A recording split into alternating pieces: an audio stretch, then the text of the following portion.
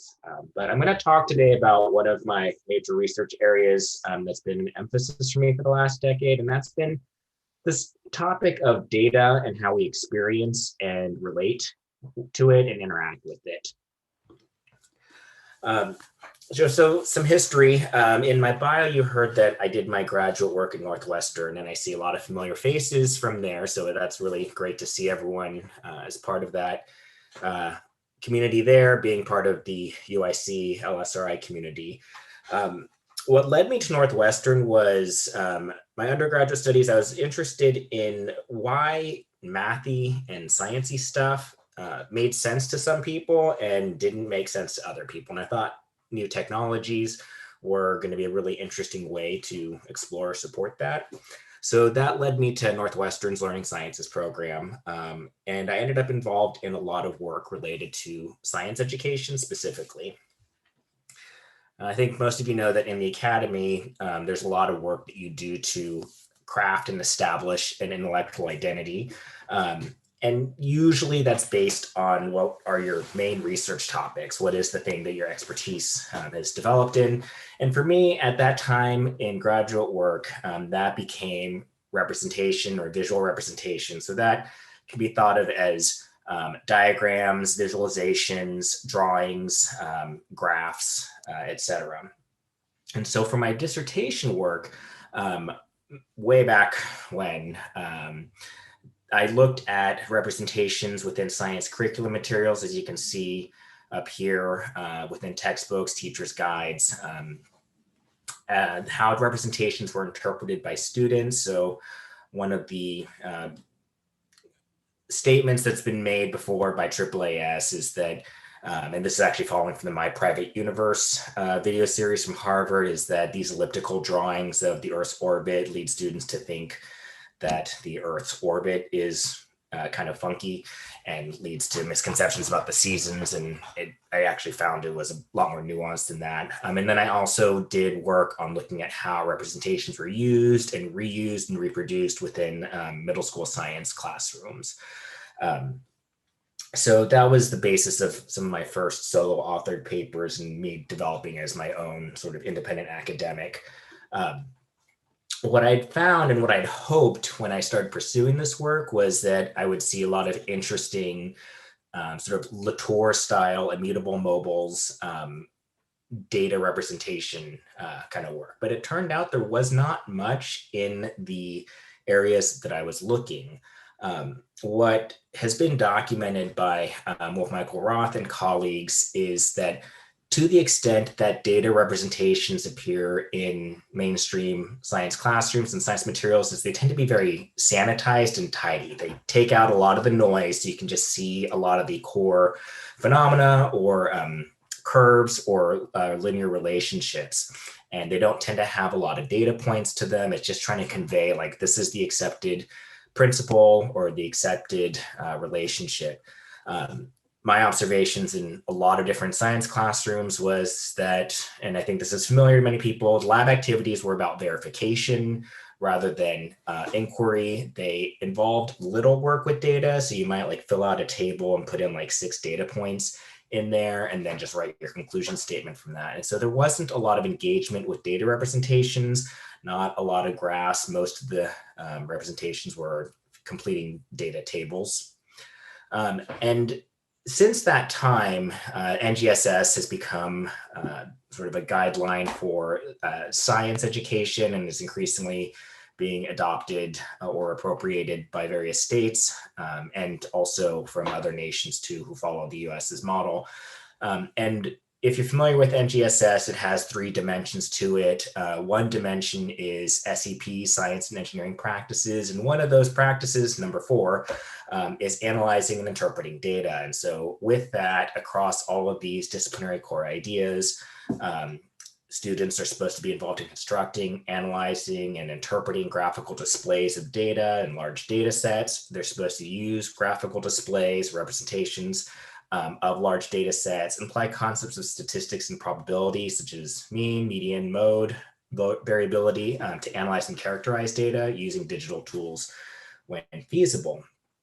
And so this is I think an area that we would like to develop more as educators, as learning scientists within science education, which is where my graduate work was.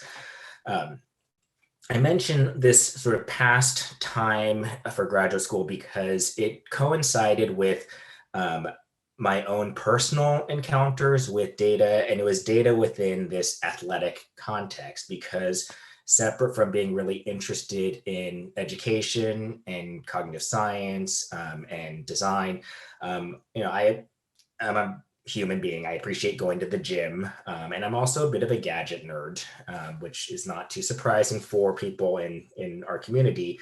And around the time that I was working on dissertation stuff, I was noticing new sorts of fitness-oriented wearable technologies.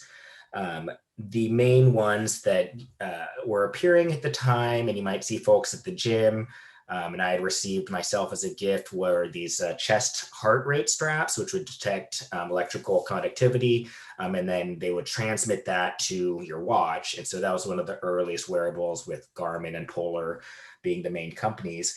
But as I was collecting my own data, just as somebody using those devices, I became kind of fascinated with this idea that there's these new relationships and new ideas that could form related to bodies and how bodies work. That there was deep interest I had in knowing what these data were saying about me, and ways in which I could sort of question the data in different ways, given my levels of familiarity with it. And so thinking about how this connected to body and bodily experience got me thinking about more seriously about embodiment and embodied cognition, particularly as it is studied within education. And I list Nemirovsky as someone who was very influential in how I was thinking about embodiment. I've written before about how there's several different ways that there's really excellent but different treatments of embodiment as it relates to education and learning sciences. But as I started to transition to a faculty position in Utah, I was wanting to take more seriously this question of, could these new sorts of wearable devices and athletic technologies be a means to enable new forms of data engagement? Because that's where we're seeing increased interest from a number of communities such as science education and GSS. And so that began my data-centric program of research. My data research took several different forms. Part of what drew me to the learning sciences was that it was learning sciences and it was not something that was necessarily bound to classroom. I have a great appreciation for and commitment to supporting what happens in classrooms, but I really wanted to understand learning in the whole range of contexts that it took place in. And so when I was establishing more of my professional academic career, I expanded some of the work I was doing to look outside of schools, and started studying with this interest on data and wearables, how data were being collected and used and made sense of amongst hobbyists and other communities that just seem to form around these. And so 3 of those areas include athletes, because that was sort of where I first encountered all of this. So I studied marathon runners and long distance cyclists who oftentimes use bike computers, heart rate monitors, GPS watches to see what sort of data practices that they were participating in and what sorts of sense they were making of their data. This got me connected also into what has been known as the quantified self community, which originated out of the Silicon Valley and was taking really seriously this idea that there was so much data that we could obtain about things in our lives and make new discoveries and insights. And that idea spread throughout the world. I think on 5 different continents. Quantified self meetup groups formed, and an annual conference started to take place, and people would go and do these presentations on data that they collected about themselves and what they learned from those analyses. And there's some very cool little findings, not necessarily fully scientific in their design, but the great fodder for conversation. It was a big support and market for wearable technologies, and subsequently Internet of Things. work. And then most recently, my last paper on this so far has been looking at families with type 1 diabetic children, because I was trying to think of where do school-age children encounter data and have to make sense of it in some way that's consequential. And it occurred to me that families who are trying to manage their child's type 1 diabetes are doing a lot of blood glucose measurement, calorie and carbohydrate tracking, and exercise efforts, and insulin levels. So it was a really fascinating study, and was published this past year with my last postdoc, Ilana Dubovi, who's now a professor at Tel Aviv University in Israel. But in parallel, I was really fortunate to receive some funding from NSF to develop a program of K-12 design research. And that involved multi-year cycles of designing student learning experiences with wearable activity tracking technology. Some of that took place within classrooms, some within after-school groups with high school students. But the main focus tended to be 5th and 6th grade classes. And the questions broadly that I was pursuing with that is, how can these new technologies, this was pre-Fitbit, pre-Apple Watch, how can these technologies be integrated into classroom data, activities and experiences? And how can this personal physical activity data support learning of core statistical and data topics, which turns out are fairly difficult for many people, especially students, to understand. And so that got me into more contact with statistics education research as well. So what ended up happening is that Fitbit was a brand new company that was coming out at the time, and it wasn't the stocking stuffer that it became today, or the Black Friday, everybody gets one. And I'm sure many of you have one, and it's probably sitting on a shelf somewhere unused.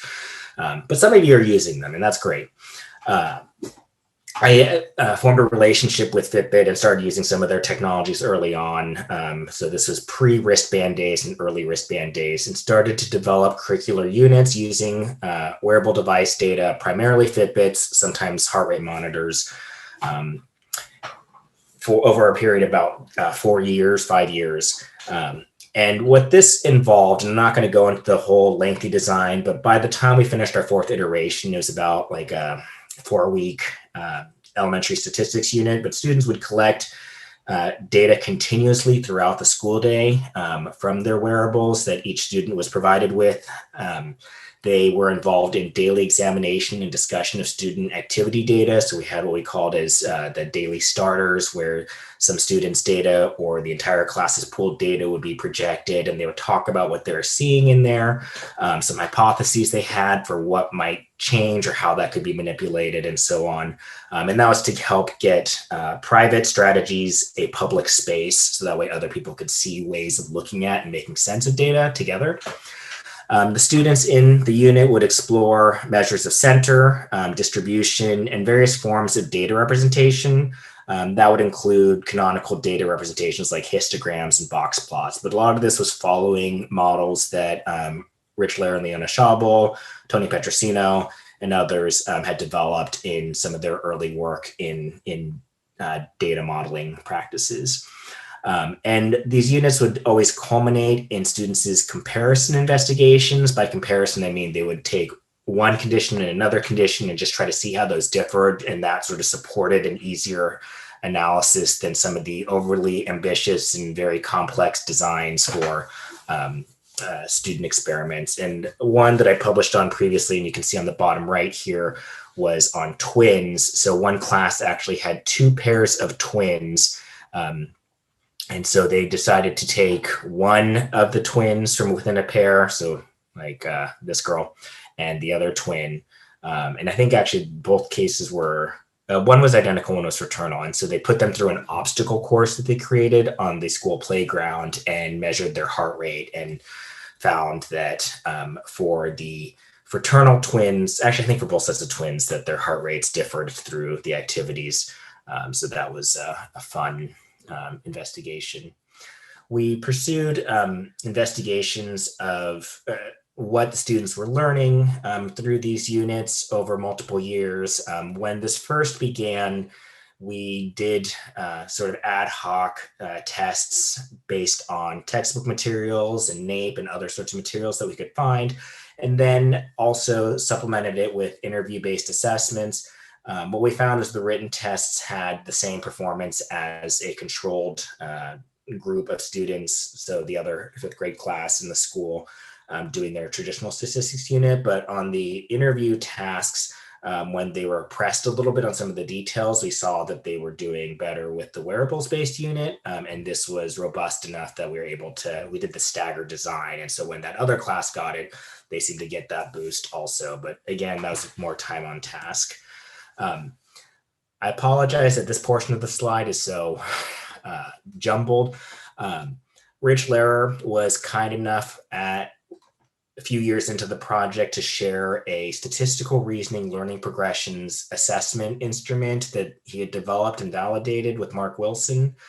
And we then used that as our assessment instrument. And they're complicated, but just speaking on two of the different competency areas, one is data display, and as a sample task is like, here are two data plots that show the same data, but there's some differences in what's included and what's not included. So the students have to write whether they think these are equally good, what implications there are for the different forms of representing the same thing. There was another competency area, which was called conceptions of statistics. And so they'd be shown a data plot like this and asked, would the mean or the median be larger and why? And so there were several different items. I think it was 23 problems on the test. And we saw a baseline. You would use the staggered design where one class would do their regular unit and the other class would do our experimental. And these are their names, Maroulis and Rush for the teachers.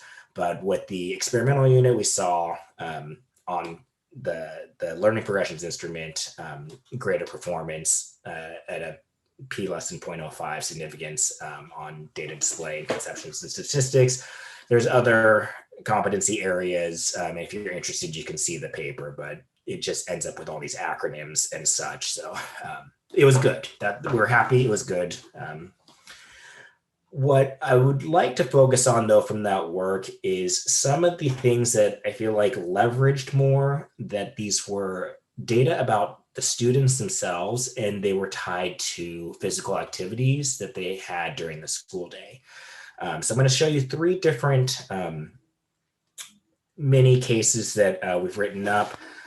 One is an activity that we'd called quantified recess, and it was pairs of students who were looking at their recess data and using a metric, which was either the mean or the median, to characterize what their recess was like and how they could change that.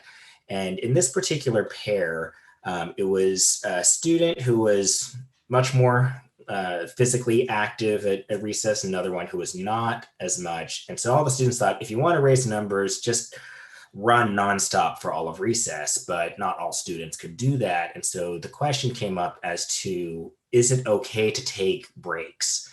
And so this female student was exploring the data and how it would affect her metric, being the median, if breaks were added into there. I'll play this brief video clip.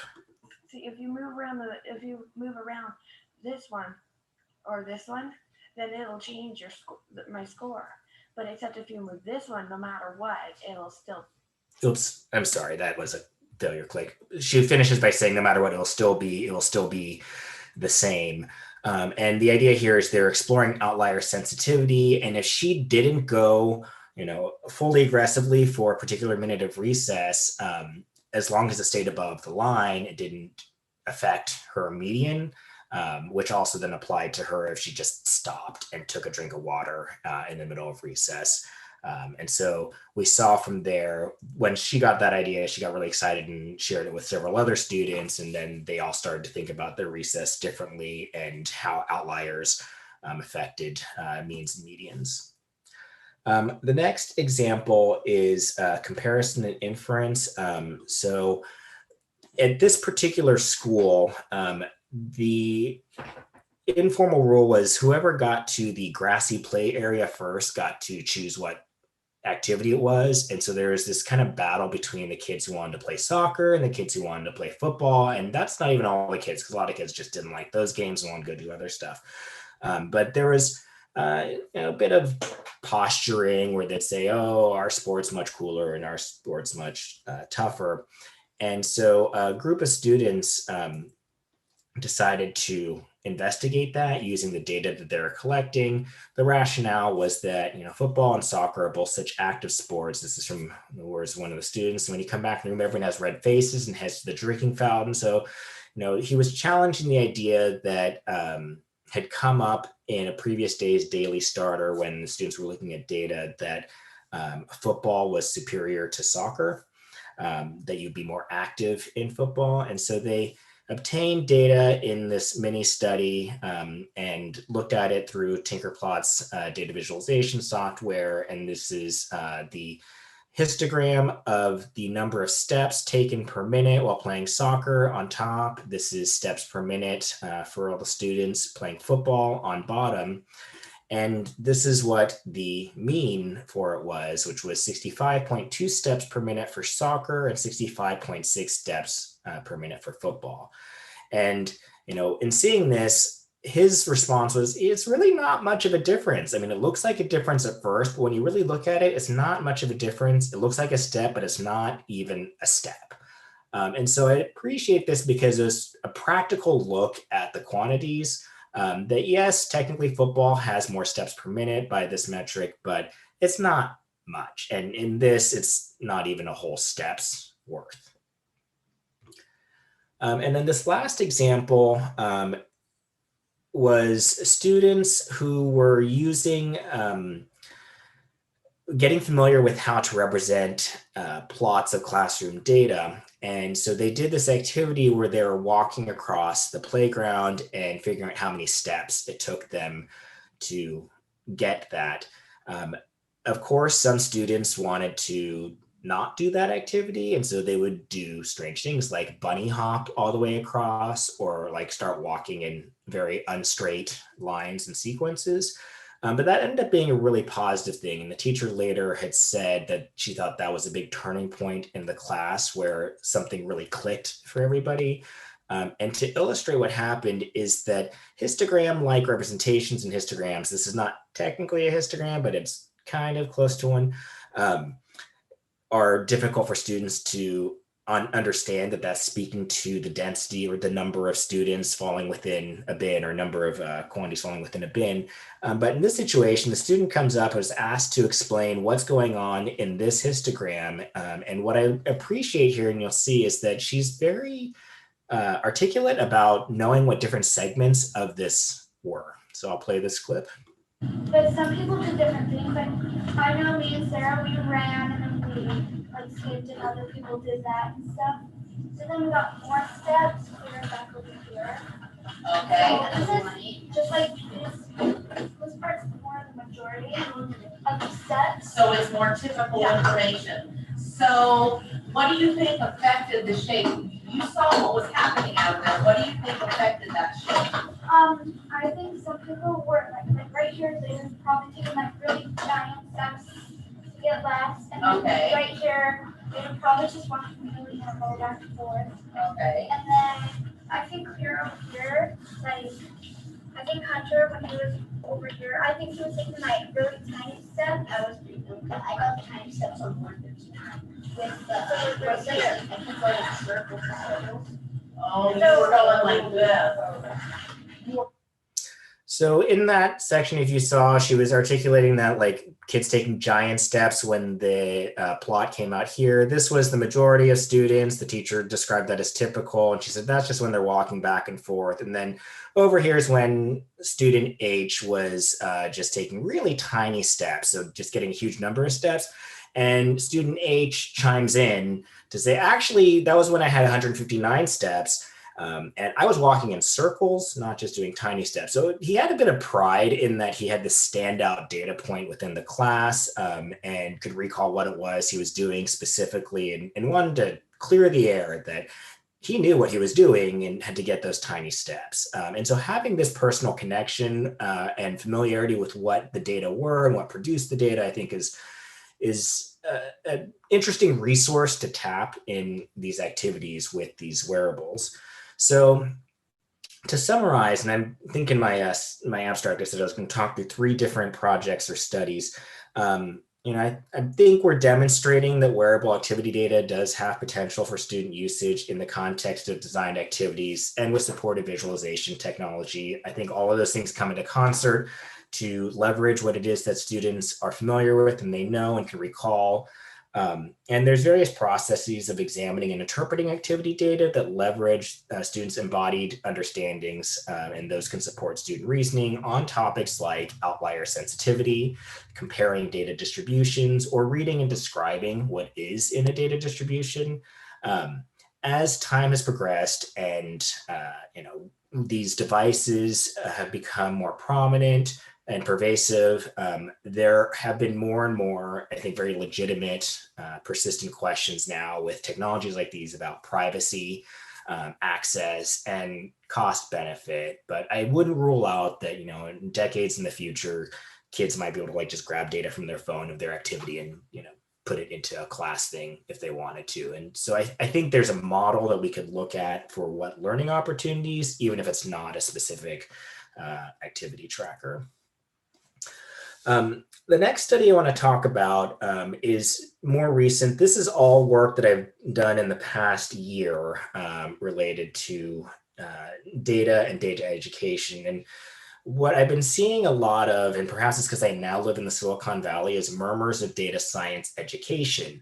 I think NSF's DRK-12 solicitation was hinting heavily they wanted proposals that were like that. And what was interesting for me is as I've been involved and unexpectedly data became a bigger and bigger conversation piece and topic of interest, that got me, pulled into conversations and meetings, and that was really cool. But I started meeting some folks who are saying, "Oh yeah, we got a grant to do data science in 3rd grade," and I'm like, "Oh, what's that?" And other folks saying "Oh yeah, we're gonna bring data science to high school." And I'm like, "Okay, so what are you bringing?" Because when I talk to the stats educators, they're like, we've been doing this forever. You're just calling it a different thing." And so the question that I'm asking right now is what's data science education in K-12? The National Research Council just had a report recently on undergraduate data science education, and universities all over the place are building collectives and institutes and divisions and majors for it. But what is data science education supposed to be in K-12? Here's a quick glance at some different views.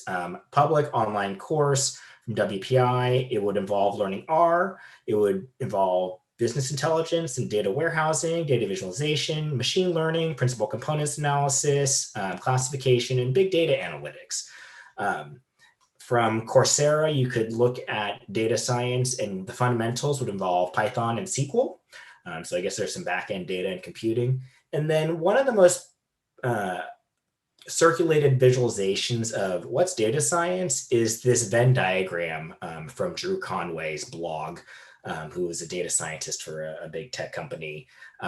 And so somewhere is this intersection between math and statistics knowledge, hacking skills, so programming skills, and substantive expertise, so domain understanding.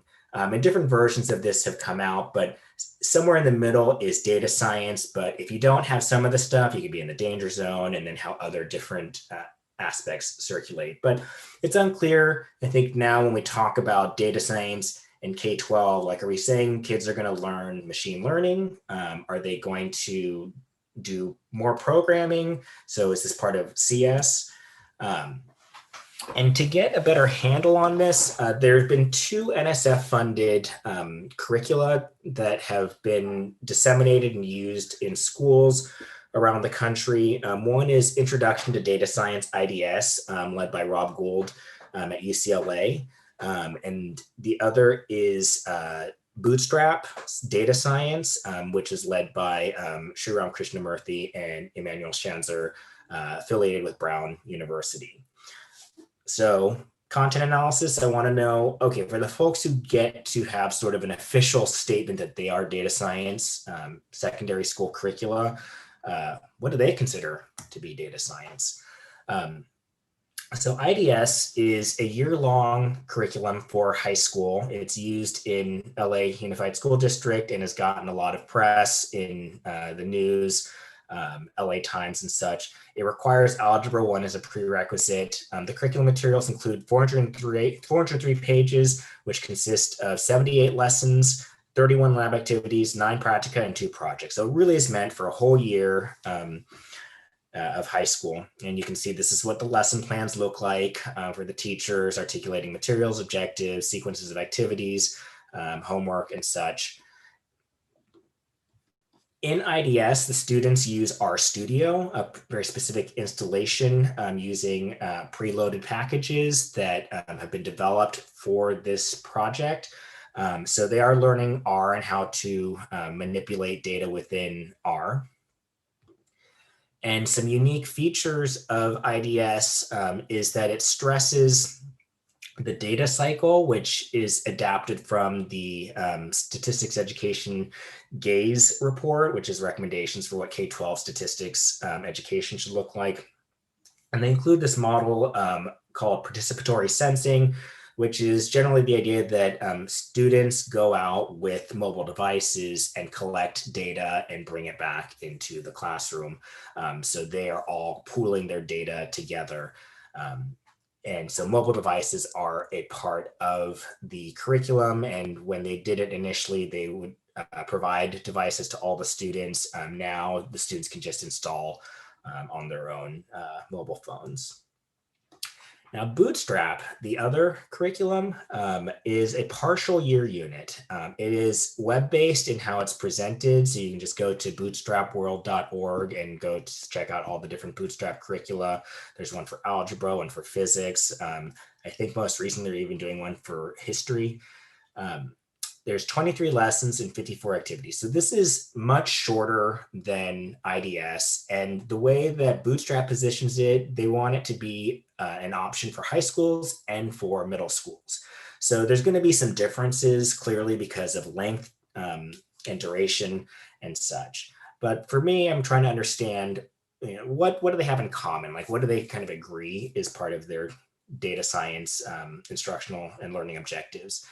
So this is what some of their lesson plans look like online. Some of their resources, they have a bunch of G Suite resources, spreadsheets and slides, so teachers can just click and link to those from Google Classroom. The programming environment that they use for Bootstrap is using a programming language called Pirate. And I love this because it's, uses the skull and crossbones as their logo. It's P-Y-R-E-T, but they play with the whole pirate thing. And so like when it loads, it says it's like hoisting the masses and R and stuff. So I think it's CS humor. And this is what their interface looks like. So you write the code here and you can do direct text input here to run individual commands. You can preload this and add in individual commands here.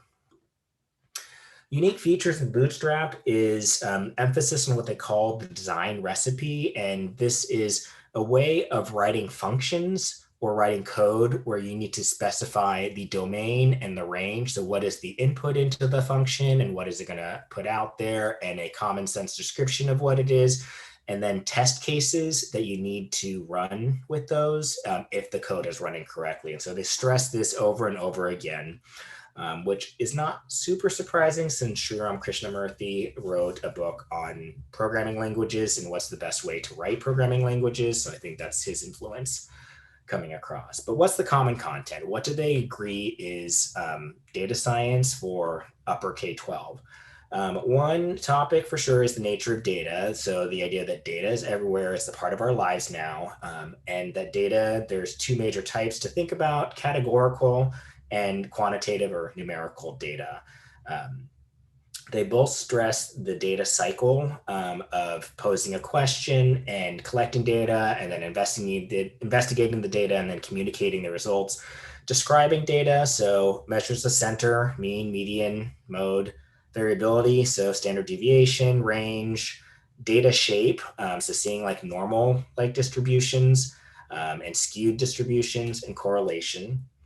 They'll both talk about sampling, so just this idea that you're getting a little bit from a part of a whole. Um, and then modeling data, their main thing that they'll get to is linear regression. So they'll show how you take bivariate data and make a plot, and then figure out using Command and R or Pirate what is the line of best fit. For data visualization, they both stick with histograms, box plots, bar graphs, two-way tables, and scatter plots. This is one of the most interesting to me because what I've seen a lot of emphasis of what's cool about data science in the less code writing area is these really neat visualizations that you can produce, but the curricula don't touch those. They just stick with these classic statistical ones. And then they talk about ethics, but the ethics is largely about like, did you bias your sampling?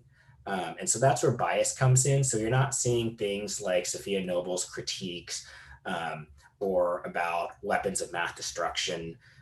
So they're not really looking at as much societal implications of data, just so much as like, well, that wasn't a random sampling approach that you had used. The unique topics, IDS covers some data cleaning, some web scraping. They'll introduce XML and show how you can try to get data from XML. And they will touch on at the very end, unsupervised machine learning being decision trees and k-means cluster analysis. And those are just sort of like these add-on lessons at the end. The Bootstrap unique emphasis is on writing functions with code. Being data science units, they would use data for sure. And IDS, aside from being a year-long curriculum, just uses a lot more data. So you just interact with many different data sets over the course of the year. So they have 4 units in IDS, and this is just from the 4th unit, but they use this one data set on water use for 4 lessons. Then they use data from how tall students are for 2, and then arm span versus height data, movies and TV, trash, football, soccer, the Titanic and such. And then Bootstrap, and this is all of the Bootstrap curriculum because it's just much shorter. They use throughout from beginning to end the same data set called the animals data set, which has like 20 something rows in it. And that's what this is. A cat named Sasha, who's a female, 1-year-old, has not been fixed, 4 legs, 6.5 pounds, and 3 weeks until she was adopted from the animal shelter. And then at the latter half, they have this list of data files you could pick from, and you're supposed to practice what it was that you did with the animals data set with your self-curated project. Data science is purportedly about large data or big data. And if you ask a purist, that means huge amounts of data. But here the question is, how much is a large amount of data? And so we sorted them into different categories of size, and it ranges from 35 data points in a data set to 15,000 data points, but it's pretty equally spread throughout. So taking a look at this, what is currently like high school, middle school data science?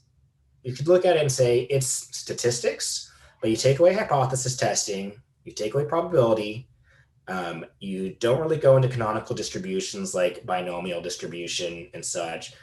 You don't go into sampling distributions or confidence intervals. You added from computing defining variables, so like foo equals blah, blah, blah. Commands for the standard data visualization. So this is how you make a histogram. This is how you add color to it. This is how you facet it. Filtering of data tables using Boolean variables. So if animal equals cat, then keep and save in the new variable. And then table methods. How do you add a column? How do you delete a row? How do you change a value within a data table? This is more within IDS. These K-12 data sciences, they might cover random simulations that computers can run and making inferences from those, and some basic unsupervised machine learning like cluster analysis and decision trees. You're not seeing a lot of novel visualization or inventing visualizations besides the standard, box and whiskers and scatter plots. Not a lot of ethics. And for me, I find this is a little bit concerning, but like not familiarizing students with like data packages. So like you'll hear about like scikit-learn or other sorts of packages, the tidy package or shiny. And so there's no discussion about like what different things are that they would use outside of that setting with their pre-structured environments. And this is all done with data on the scale of the thousands of data points. Okay, so on to the third study. What comes next? At this point that I was making these slides, I was getting punchy. So this is from Hamilton when King George sings that. And the question that is coming up right now in all the discussions that I've been seeing and a part of it is who gets to have K-12 data science? And math wants it, science thinks it's theirs, and computer science thinks it's theirs. So there's kind of a battle that's going on, and we'll see how it all shakes out. But there's interesting moves to position who is getting a claim to it, and also everyone's saying they don't have time for it. So we'll see how that shakes out. But let's assume that math or statistics gets it. I'm making this assumption in part because I said before that stats education is very politely saying they've been doing this for a long time, and they know a bunch about how people understand and struggle with data, and what are some powerful sequences for learning about data. Andy Rubin recently politely said this in a commentary to JLS special issue on data science. But let's assume statistics gets it. And they'll get to teach a course called data science. So in the future, how do these data science teachers decide what is good data? That's the question that we've been asking now. And so during pandemic summer, we did Zoom interviews with 12 statistics teachers, 6 male, 6 female, ranging from 2 to 31 years of experience. And this was done through snowball sampling. And here's the task that we put before them was here is a pair of data sets of the same thing. In this example, this is the Titanic and survivors of the Titanic. And for this, we grabbed the exact Titanic data set that IDS uses and then went to Kaggle, which if you're not familiar is a web community website that continuously gets new data sets, and they host competitions on like datathon sorts of activities and what things you can find from that. And there's a few modules to learn little bits of data science and the necessary programming for it. And so we grabbed a Titanic data set, didn't do anything to these, just took them as they were. This was an exploratory study just to see like, all right, well, here's a couple of data sets. Like, what are you noticing? What do you think about this? What would you consider to be more useful? Or for this particular analysis, and this is still very new, what's for a more authentic experience if you're going to teach data science to high school students? The way that we're looking at this is through this notion of aesthetic. So if you're familiar with Andy DeSessa's work and this knowledge in pieces epistemology, briefly, it is a way of understanding how people reason about things in using as complex systems cognitive model, but it tries to explain like, why do people think different things happen for different scenarios, such as in motion, you have a pendulum swinging, and if you cut the rope, where will the ball go on the pendulum? And so you have a few different answers. You may have a ball going through a spiral, and what's it going to do when it gets out of the spiral? You may have a ball thrown in the air and ask where are the forces and which ones are acting on it. And so this all goes into what DeSessa calls sense of mechanism. And in his lengthy monograph toward an epistemology of physics, he has a section where he says the sensitive mechanism is one of these things that he calls an aesthetic. And he has a section that he explains, like, it's the knowledge system that helps kind of like judge stuff. It gives you that gut feel that something is one thing or another. So it's like, you might have an aesthetic for fairness. And it's like, you see something and you figure out that was fair or that's not fair. You see something, it's like, there's a force involved, there's not a force involved. Thomas Phillip has done work on, like, you see something as based in race or ideology, and, what is the knowledge system that's involved there? So we've been focusing on what's for authenticity as a teacher. And so part of this is looking at what is it that the teachers themselves see and attend to, and what kind of rationale are they giving for their choices. So asked, here's Titanic A and Titanic B. Which one do you think will provide students with more authentic data experience? And this teacher says, I was saying that B has exactly 1,000 cases, which is just such a nice number. You can make percents out of that easier, but is that just a coincidence or is that manipulated data?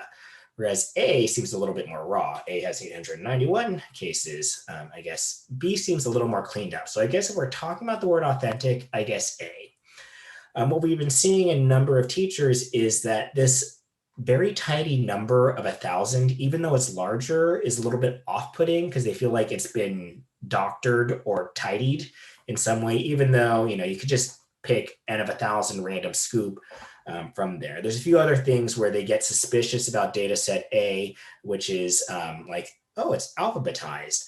But on the flip side, they'll see on data set B, that's like, oh, there's missing data in some of these sections, like the captain's not specified, but that kind of lends itself to the sense that this is more chaotic, this is more untouched, because you just don't get complete things in real life.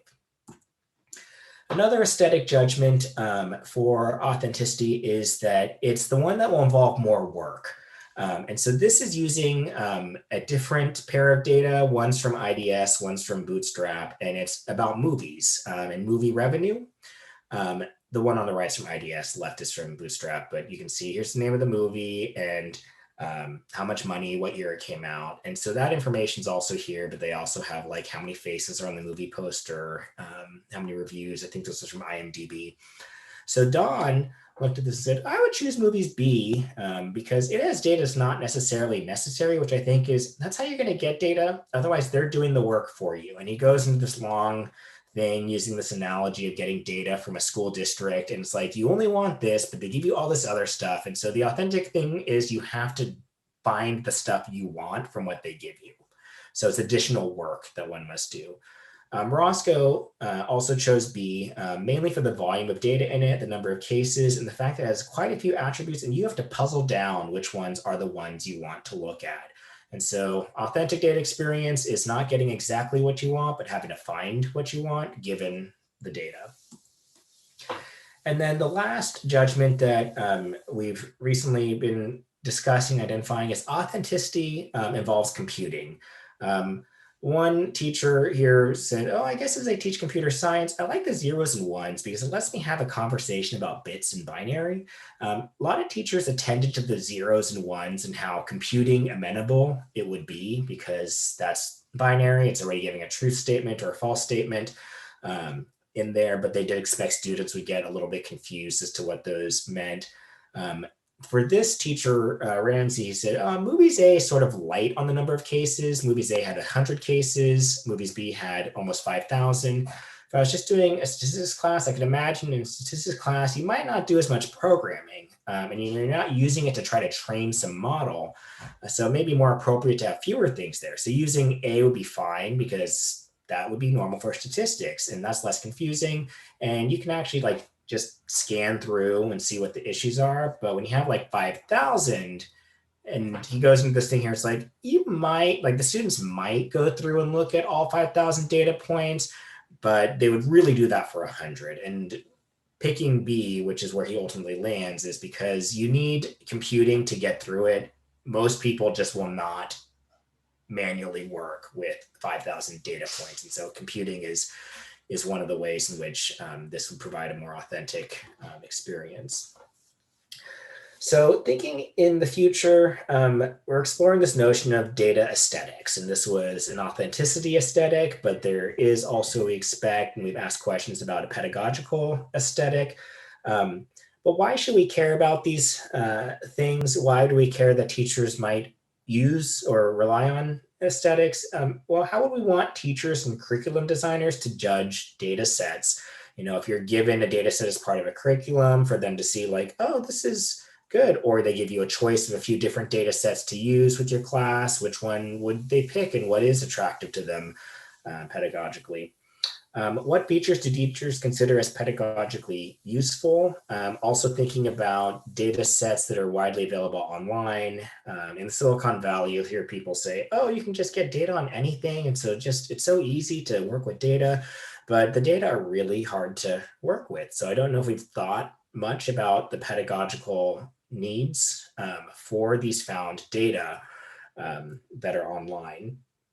And then we might want to think also about how does the teacher's aesthetic change over time. So if you want teachers to think about data in particular ways, thinking about uncertainty with the data, to question the data from a critical lens as well. And so I could foresee a program of work looking at the development and change of teachers' aesthetics with respect to data. But data in our future, we're drowning in it. It is coming. It is here. It is flooding us. So I think this is going to be, like it or not, an area that we'll be concentrating on. And I'm encouraged by seeing more and more folks in learning sciences that are trying to explore and tackle this area and having more conversations with them in the future.